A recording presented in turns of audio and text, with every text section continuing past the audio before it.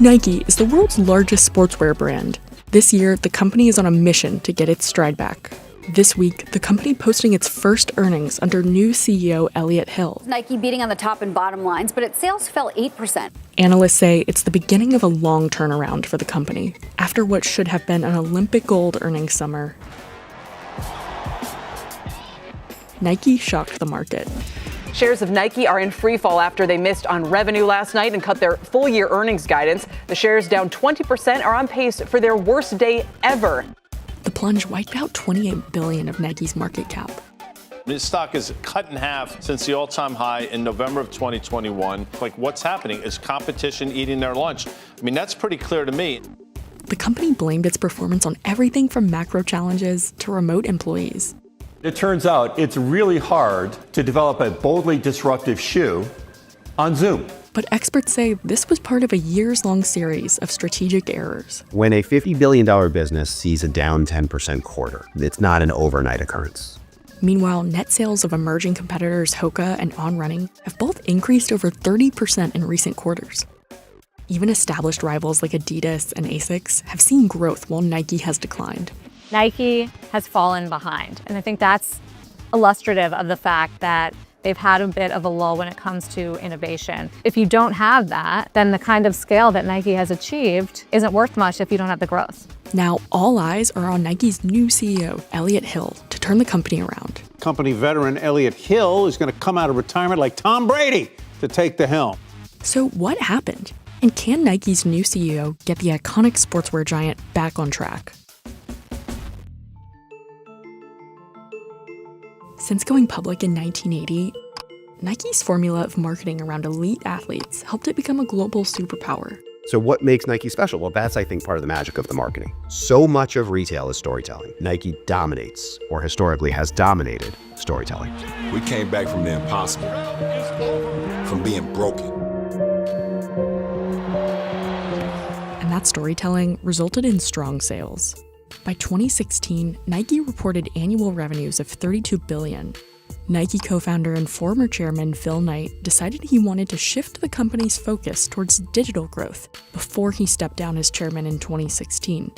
In 2020, former Nike board member John Donahoe replaced Mark Parker as CEO of the company.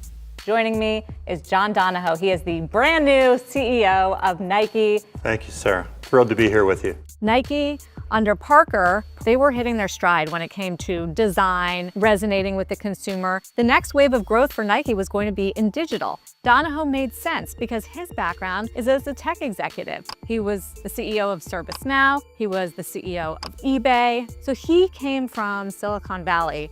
Under Donahoe, Nike began moving towards a more direct-to-consumer model, or DTC, by pushing sales directly from its own platforms and stores. What Nike did is they decided, let's focus on DTC. It's a higher margin business, and of course, they want to keep the best releases for themselves, and therefore they pulled back from some of their long-standing partners, like Foot Locker, for example. For a while, the plan seemed like it was working. In September 2020, Nike reported digital sales growth of 82%, despite relatively flat revenue for the quarter compared to the previous year.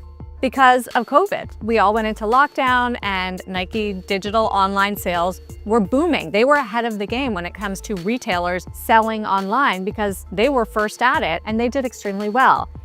Encouraged by this success, Nike began officially limiting ties with retail partners like Dick's Sporting Goods and Foot Locker, and cutting others out altogether. This was a bold move. As of June 2021, these wholesale partners still accounted for around 61% of Nike's sales. But Donahoe seemed to double down on Nike's digital push. In an earnings call, Donahoe said the consumer is digitally grounded and simply will not revert back. Here's the problem. Research shows that DTC doesn't always work the way businesses hope it will. A 2024 study by BMO Capital Markets found that retailers who sell directly to consumers didn't actually see a relative increase in revenue, margins, or other profit markers. Everyone thought, oh, if I eliminate the middle person, I eliminate the partner, I'll get their profits, I'll get their margins. What we showed is it wasn't happening. We realized, no, you don't eliminate the middle person, you become the middle person. And the middle person isn't necessarily a great place to be if you don't have their scale, if you don't have their expertise. And so everyone had to absorb all the costs of running those operations. We found those brands did not see a relative improvement in their sales. They didn't see a relative improvement in their profits. It just didn't happen. What Nike thought was a sales boost from its new digital model may have just been fortunate timing as the world went into COVID lockdown and shopping went virtual. In 2021, as lockdowns lifted and consumers started to seek out in-store experiences, Nike's digital growth started stalling. Internally, the company was undergoing layoffs and cost-cutting measures that it said were focused on shifting resources and creating capacity to reinvest in our highest potential growth areas. It does appear, according to analysts, that Nike over-rotated toward the direct-to-consumer. And then when it came back time for Americans and folks around the world to go shopping again after COVID, Nike just didn't have the same kind of priority and placement on the shelves, and it didn't have those styles that were really resonating with consumers. Nike had also pulled back on developing its running business during a time when a record number of athletes joined the sport during COVID. It had a big impact. Nike previously was really integrated into that running community and always speaking to that community, and that gives you authority and credibility in the category. They pulled back on that.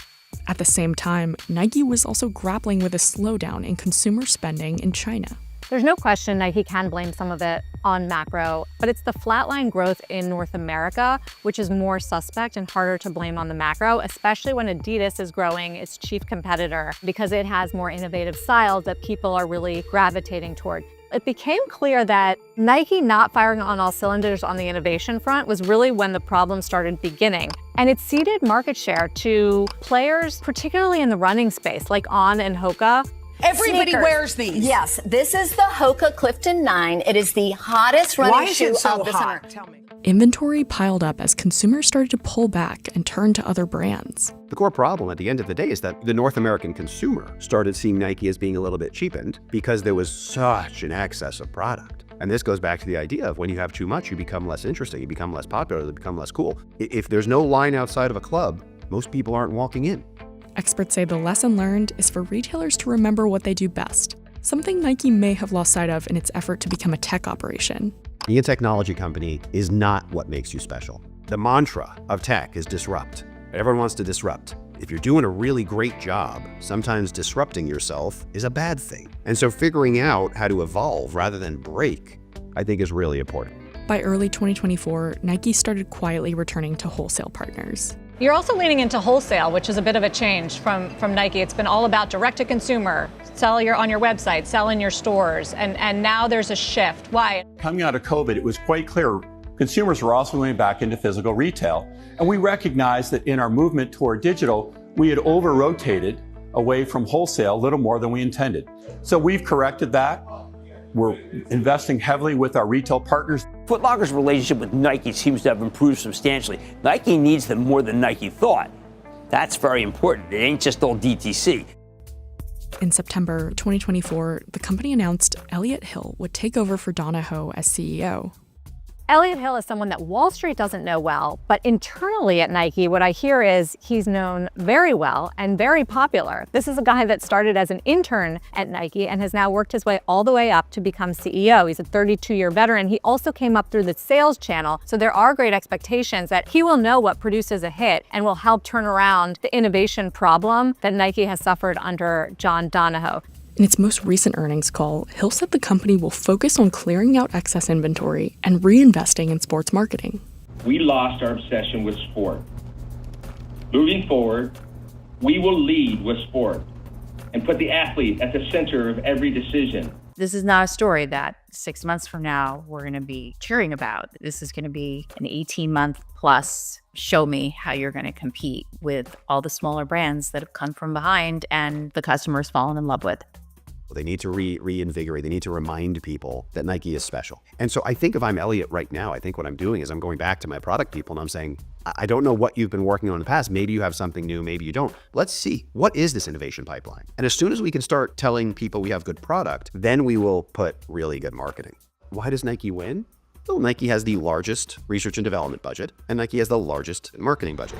Last time I checked, winning is winning. As long as they use that effectively, it's very hard to compete against. It doesn't mean that new brands can't emerge, doesn't mean that new brands can't take some share, but it means that Nike should always be able to get it back, as long as they have their eye on the ball.